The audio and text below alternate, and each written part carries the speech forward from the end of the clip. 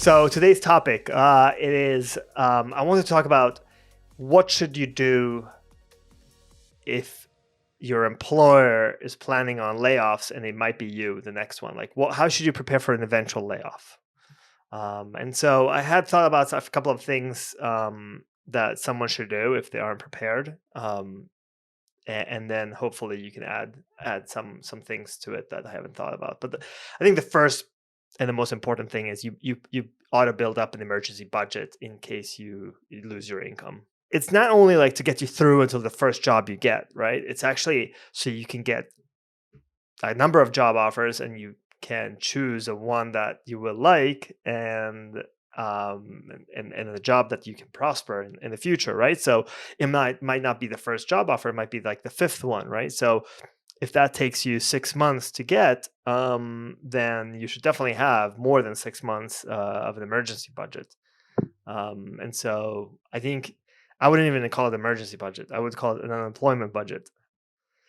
So I think that's the most important thing. The second thing, which I was thinking about, like most of us have conditional, let's see, insurance based of employment. So like your insurance is totally conditional to your employment.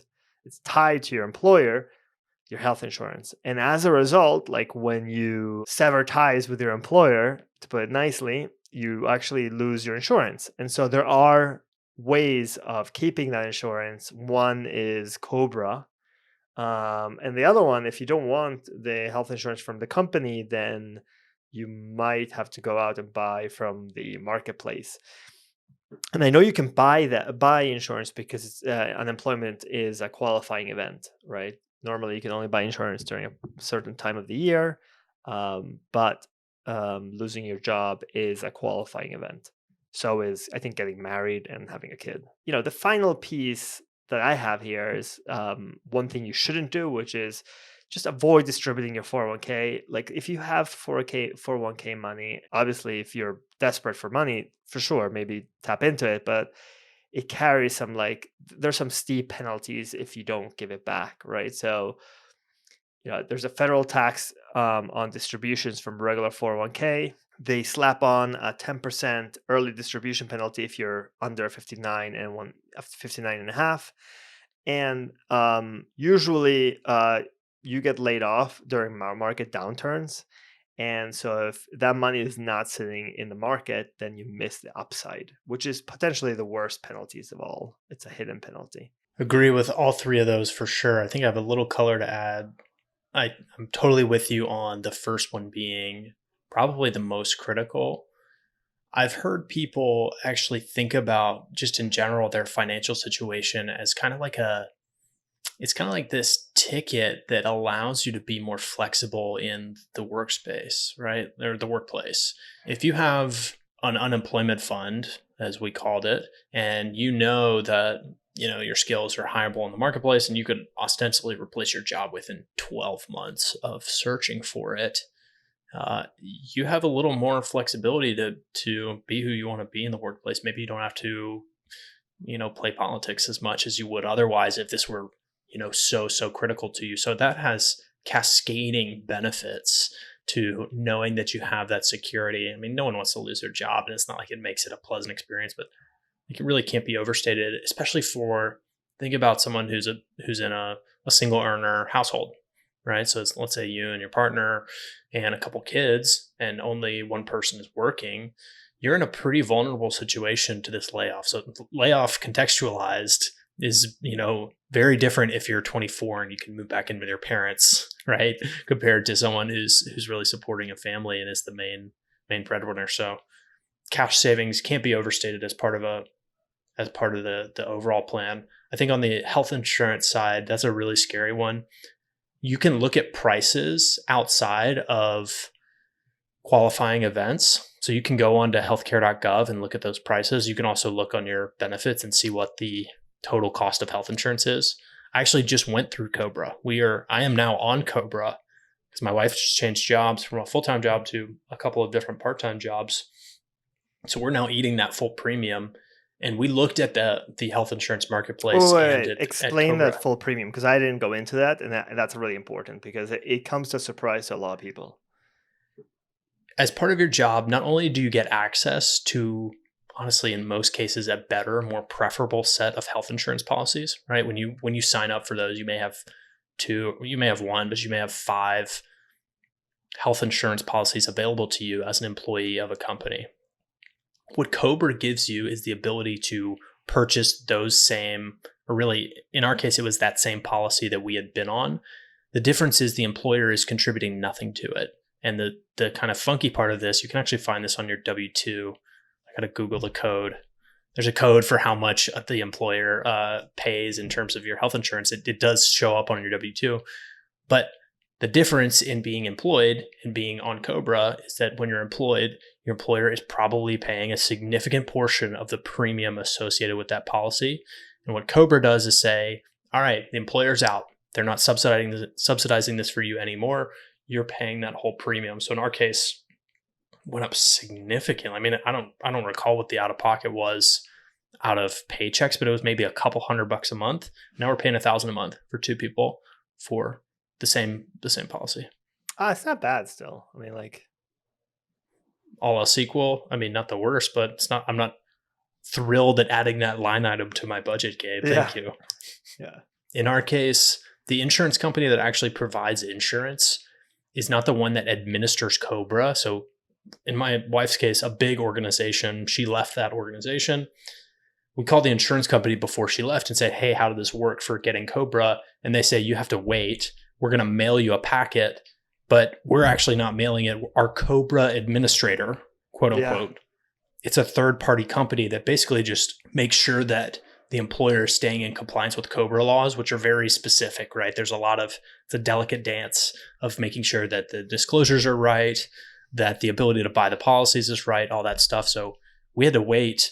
Let's see, today's July 13th. We didn't get it for 2 weeks until employment was over. And I called several times to try to get. Oh, but you can't. It's retroactive, I think, right? Of course, yeah. So we were able to pay to get coverage, retroactive to July 1st, even though she had quit on June 30th. But for those couple of weeks, the insurance company goes ahead and says, no, you're off. You're cut off. Like, you don't have insurance. So the doctor's visits I went to the dentist. They're like, yeah, you don't have insurance anymore. We checked before you came here.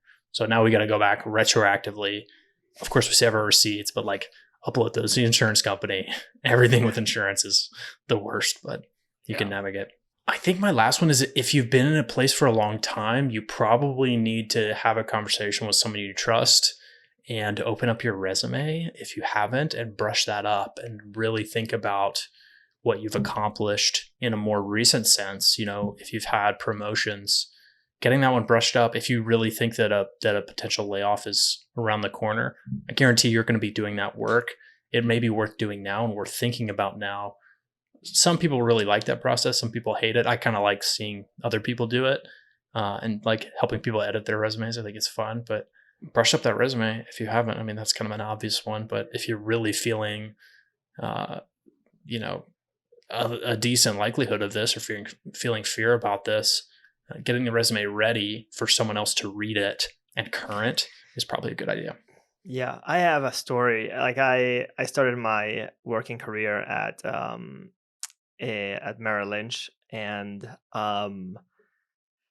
they received TARP money. I was in a visa, and they couldn't apply for my visa, so they shifted me off to London. There, I survived. I think it was like 3 rounds of layoffs, and by after the first one, it was like first one in New York, great. Then I moved to London. There was like 2 more in London. But after the first one in London, I was like, enough. I got to brush up my resume. I got to look for a job because I'm next. I was sure about that. And yeah, survived the second one and then the third one. And there was like nobody left at the company at the floor where we were working. Like there's so few people.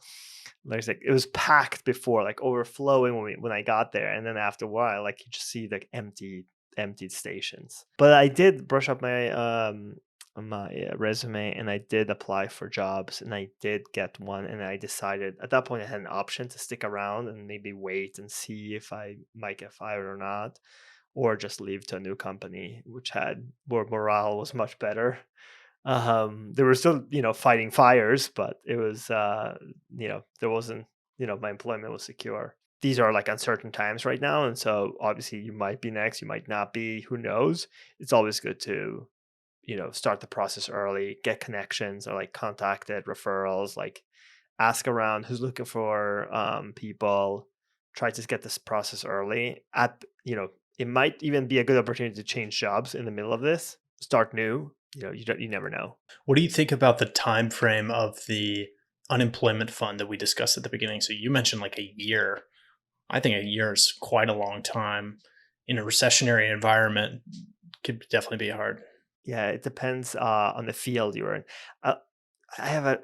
I remember talking to an architect in the 2008 recession. It was like, I think he got fired like early 2008. No, late 2008. It was like 2010. He still didn't have a good job. He had some projects done, and so he um, he was.